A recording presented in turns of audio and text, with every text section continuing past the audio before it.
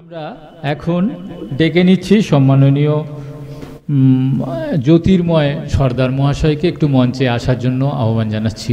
জ্যোতির্ময় বাবু আসবেন। আজকের দিনটি একটা তাৎপর্য আছে। আপনারা সবাই ভাবছেন বড়দিনের কথা বলবো। হ্যাঁ, বড়দিন তো বটে, একটা বড়দিন নয় সেই অর্থে, তবুও এটাকে বড়দিন বলা হয় এবং 25শে ডিসেম্বর যে অর্থে ব্যবহার করা হয় সেটা আমরা সবাই জানি। কিন্তু আরও একটি বিষয় চাপা পড়ে গেছে, একটা বিশেষ তাৎপর্য রয়েছে এই দিনটিতে। এই দিনটিতে আসন গ্রহণ করুন আমাদের জ্যোতির্ময় সর্দার মহাশয়, তিনি মঞ্চে এলেন। তাকে বরণ করে নিচ্ছেন আমাদের সভাপতি মদন মোহন মাহাতা।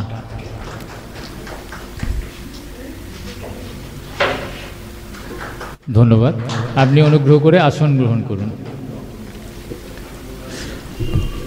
আজকের দিনে আপনারা সবাই জানেন আমাদের এই যে ভারতবর্ষ তো জাতপাতের একটা জায়গায় আমরা দ্বিধাদীর্ণ হয়ে আছি এবং এক সময় যে আন্দোলন শুরু হয়েছিল সেই আন্দোলনের ফলশ্রুতি স্বরূপ বাবা সাহেব আম্বেদকর এই রকম একটি দিনে যে মনুসংহিতাকে, এই যে চতুর্বর্ণ ব্যবস্থার মূল সংক্রামক হিসেবে ধরা হয়, সেই মনুসংহিতা দহন করেছিলেন। সেই দিনটিকে স্মরণ করার দিনও আজকে। তো আরও একটা বিষয় হলো, আমরা মনীষী বলতে সাধারণত বিভিন্ন যে সমস্ত মনীষীদের কথা আমরা পড়ে এসেছি ছোটোবেলার থেকে, নানানজন মনীষী এখানে দেখবেন আমাদের স্কুলের যদুগোপাল দাস, সে হাতে এঁকে বিভিন্ন মনীষীর এখানে চিত্র দিয়ে সাজিয়েছে এই স্কুল কক্ষ। কিন্তু আমাদের নিজেদের যারা মানুষ, যে সমস্ত নিম্নবর্গীয় মানুষ যাদের কথা আলোচিত হয়নি সেভাবে, তাদের জীবন নিয়ে একটি গ্রন্থ তৈরি করেছেন সম্মাননীয় জ্যোতির্ময় সর্দার মহাশয়। মূল নিবাসী মনীষী নামক এই গ্রন্থটির শুভ প্রকাশ ঘটবে। শুভ প্রকাশ ঘটাবেন সম্মাননীয় অধ্যাপক মনোরঞ্জন সর্দার মহাশয়। তাকে এবং সম্মাননীয় গ্রন্থকারকে এই মোড়ক উন্মোচনের কথা বলছি। লাল কাগজ দিয়ে যেটা, আপনারা সবাই অভিনন্দিত করবেন তাদেরকে।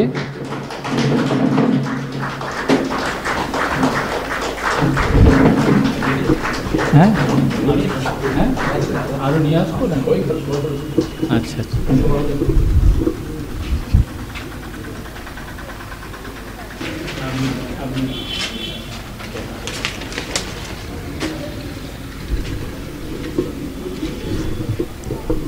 মোড়ক উন্মোচিত হলো মূল নিবাসী মনীষী গ্রন্থের।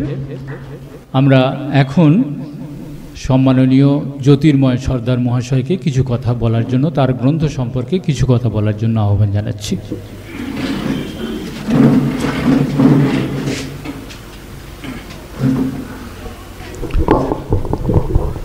শুভ অপরাহ্ন, সবাইকে নমস্কার, শুভেচ্ছা, অভিনন্দন, ভালোবাসা।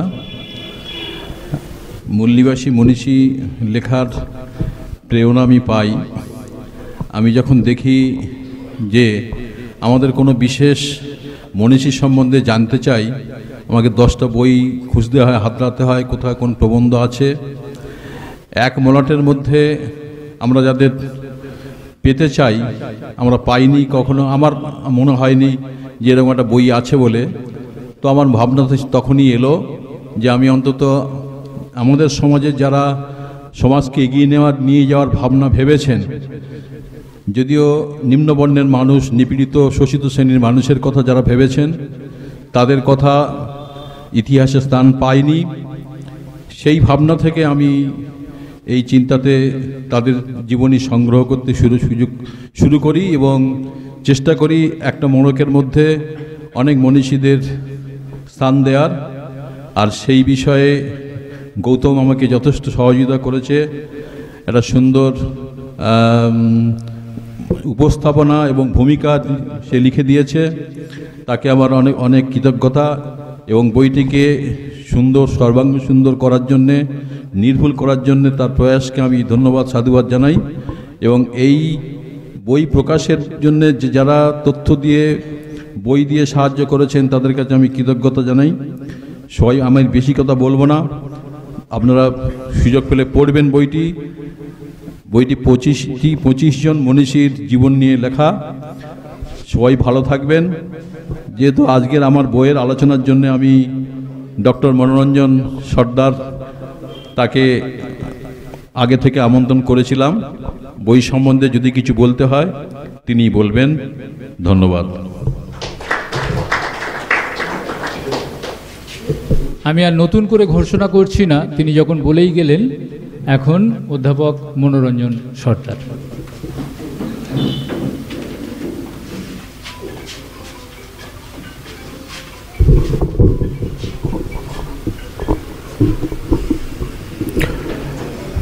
নমস্কার।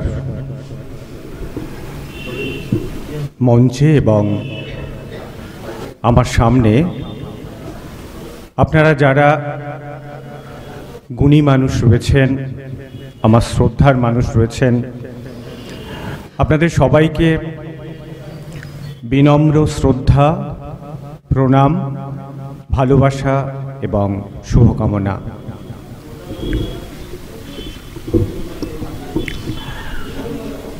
প্রথমেই আমি একটা প্রস্তাব রাখি, তারপর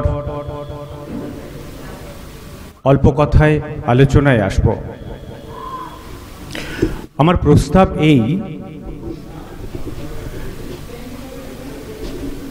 এই গ্রন্থের লেখক কবি শ্রী জ্যোতির্ময় সর্দার এই গ্রন্থ সম্পর্কে শুরুতেই বললেন,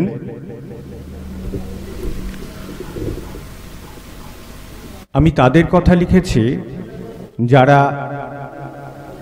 দলিত, অন্তজ, নিম্ন বর্ণের, নিচুতলার মানুষদের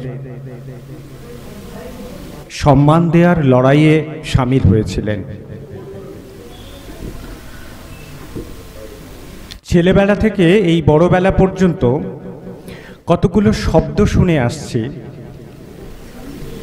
অন্তজ, নিচু, ছোট, মুচি, ছোট জাত, নিচু জাত। এই শব্দগুলো আপনারা এখানে যারা এসেছেন, আপনারা প্রত্যেকেই লেখক, সম্পাদক, সাহিত্যিক, স্বপ্ন দেখেন নতুন সমাজের, অথচ আপনারা সবাই, আমরাও এই শব্দগুলো ব্যবহার করি। আমাদের কখনো মনে হয় না, আমরা যখন ক্লাসরুমে বসতাম, আমার পাশে সুশান্ত চক্রবর্তী, তার পাশে কালীপদ কাওড়া, তার পাশে মনোরঞ্জন, অসৎশূদ্র। আমরা যাদের কবিতা পড়ছি, যাদের সাহিত্যের ইতিহাস পড়ছি, যাদের গল্প পড়ছি, তাদের গল্পে দেখছি ব্রাহ্মণ উঁচু জাত, কাওড়া অত্যন্ত ছোট জাত। কখনো আমাদের মনে হয়নি আমি ব্রাহ্মণ, আমার পাশে যে ছেলেটি আছে তার ভেতরে কোথাও মনে হচ্ছে সেই ছোটবেলা থেকেই, পড়াশোনার প্রথম পাঠ নেওয়া থেকেই, যে সে আসলে সমাজের ছোট জাত, নিচু জাত। এই অভ্যাস আমাদের গতানুগতিকভাবে ঢুকিয়ে দেওয়া হয়েছে দীর্ঘকাল ধরে। খুব দীর্ঘকাল তা নয়। আমাদের এখানে ইতিহাসের বিখ্যাত অধ্যাপক রয়েছেন, তিনি জানেন, তিনি প্রাচীন ভারতের ইতিহাস নিয়ে নিবিড়ভাবে চর্চা করেন। আসলে এটা অনেক পরে এসেছে, আর বঙ্গে অন্যভাবেই এসেছে, সেই ইতিহাস থাক। তবু আমরা যখন সাহিত্যের ইতিহাস পড়ছি, আমরা যখন কবিতা পড়ছি, আমরা যখন গল্প পড়ছি, তখন কোথাও আমাদের ভেতরে, আমাদের ছেলে মেয়েদের ভেতরে এই নিচু, ছোট, ক্ষুদ্র এই বিষয়গুলো ঢুকিয়ে দেয়া হচ্ছে। রাজনৈতিকভাবে, সাহিত্যগত দিক থেকে যারা সমাজকে নিয়ন্ত্রণ করতে চায়, লেখার মধ্যে দিয়েও যারা মগজ ধোলাই করতে চায়, সংবাদ মাধ্যম, সাহিত্য, সংবাদপত্র সমস্ত কিছুর ভেতর দিয়ে আমাদের ঢুকিয়ে দেওয়া হচ্ছে যে একদল মানুষ ভারতবর্ষের, পশ্চিমবঙ্গের জেলায় জেলায় সর্বত্রই একদল মানুষ নিচু, ছোট, অন্তজ, আর তার একটা নতুন ফর্ম দলিত। আচ্ছা, এই শব্দগুলোর পরিবর্তন শব্দ ব্যবহার করা যায় না? একটু খেয়াল করুন, যায়।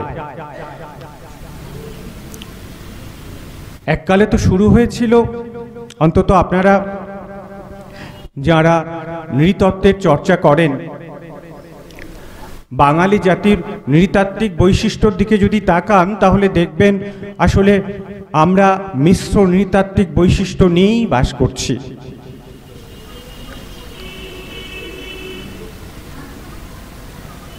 অস্ট্রিক, দ্রাবিড়, আলপীয়, মূলত এই তিন নৃতাত্ত্বিক গোষ্ঠীর বৈশিষ্ট্য আমরা যারা বাঙালি আমরা বহন করছি। এদের আলাদা আলাদা বৈশিষ্ট্য রয়েছে। ধরুন সুবিমল মিশ্র, ব্রাহ্মণ, বেটে, কালো, আমার চেয়েও কালো। নৃতত্ত্বগত দিক থেকে তিনি কোথাও নার্ডিক গোষ্ঠীর বৈশিষ্ট্য ধারণ করেন না।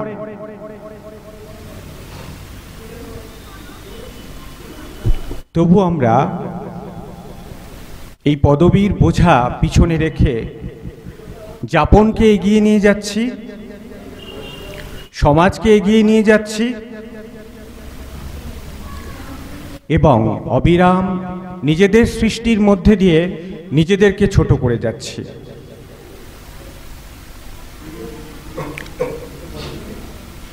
আমার এই প্রস্তাব ভেবে দেখবেন। আমি ধন্য, আমি কৃতজ্ঞ যে কবি জ্যোতির্ময় সর্দার তাঁর এই গ্রন্থের আলোচনার দায়িত্ব আমাকে দিয়েছে। আমি কৃতজ্ঞ সুচেতনা গোষ্ঠীর কাছে। এখানে অনেক সম্পাদক আছেন, আমি নিজেও একটি পত্রিকা সম্পাদনা করি, কিন্তু এমন সংঘবদ্ধ সংগঠন আমি কোথাও দেখিনি। প্রতিটি সদস্য আশ্চর্য ত্যাগের মধ্যে দিয়ে এই সংগঠনটাকে এগিয়ে নিয়ে যাচ্ছেন। সত্যি আমরা সকলেই মুগ্ধ, তাঁদেরকেও ধন্যবাদ জানাই।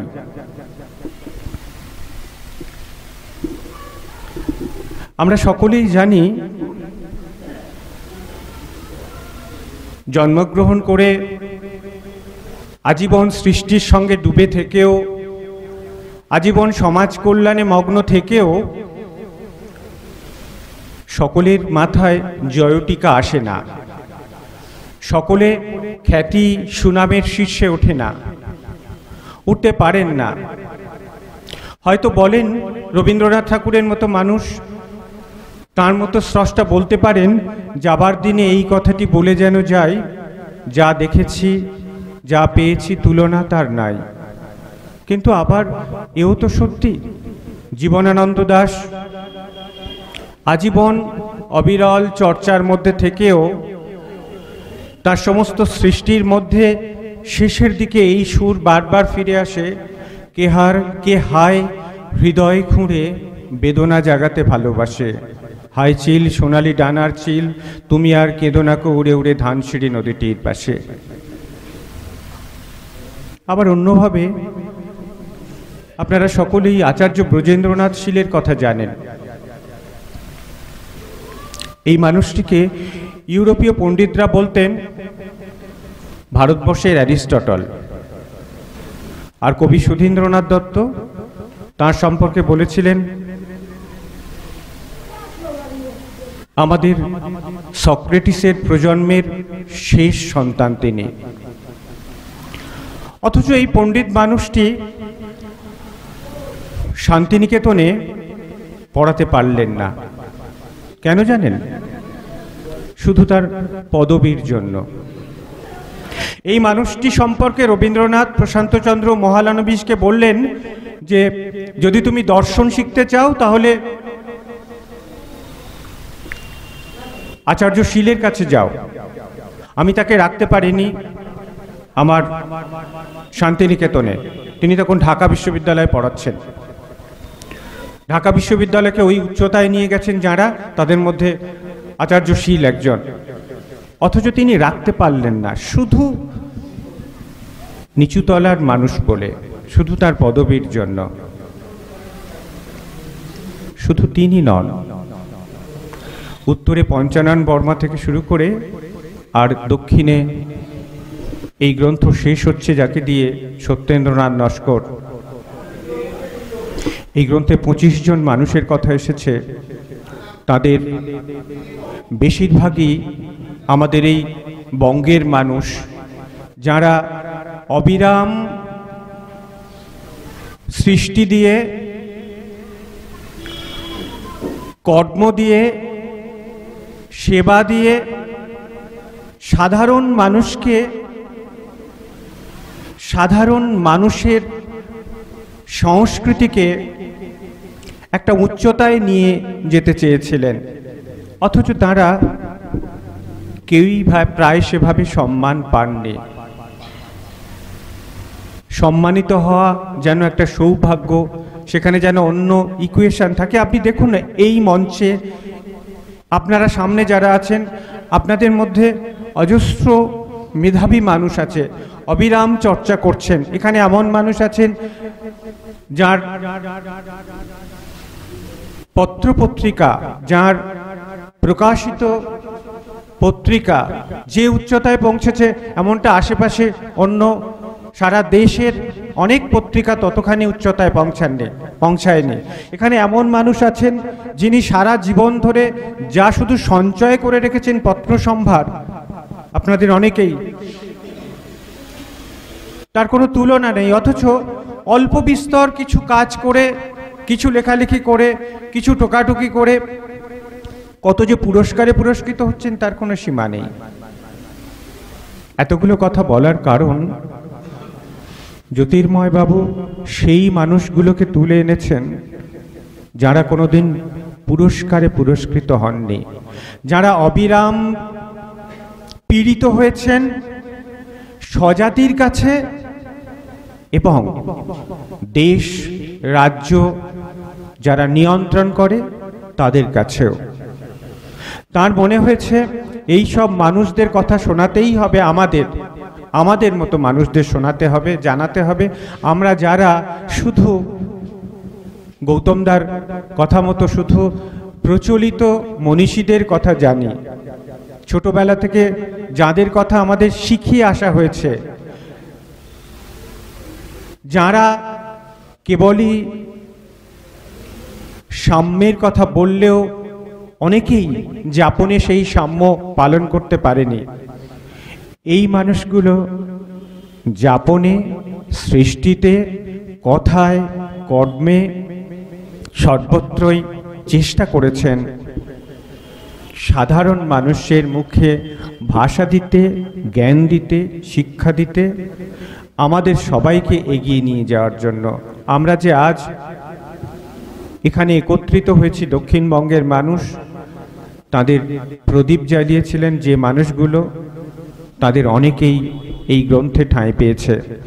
আপনারা পড়বেন, বিস্তৃত আমি আলোচনা করছি না, শুধু এইটুকু বলছি, এখানে সেই মানুষদের কথা আছে যারা দক্ষিণবঙ্গের প্রদীপ জ্বালিয়ে জ্বালিয়ে আমাদের প্রাণের আলো দীপ্ত করেছিলেন, তাদের কথা। আপনাদের সবাইকে বিনম্র শ্রদ্ধা ও ভালোবাসা, প্রণাম।